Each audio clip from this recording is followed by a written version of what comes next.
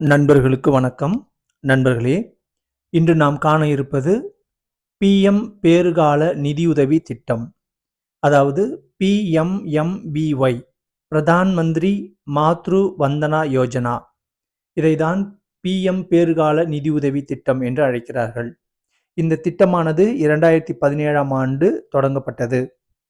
இந்த திட்டத்தை பொறுத்தவரை பேறுகால இறப்பு மற்றும் குழந்தைகளின் உயிரிழப்பை தடுக்கும் நோக்கத்தை கொண்டது.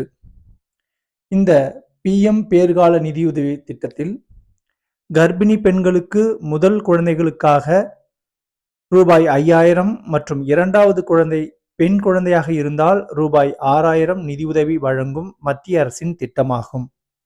மேலும் இந்த திட்டத்தின் மூலம் 4.5 கோடி பயனாளர்கள் உள்ளனர். இந்த திட்டத்திற்காக ரூபாய் 19,000 கோடி நிதி ஒதுக்கீடு செய்யப்பட்டுள்ளது குறிப்பிடத்தக்கது. நன்றி.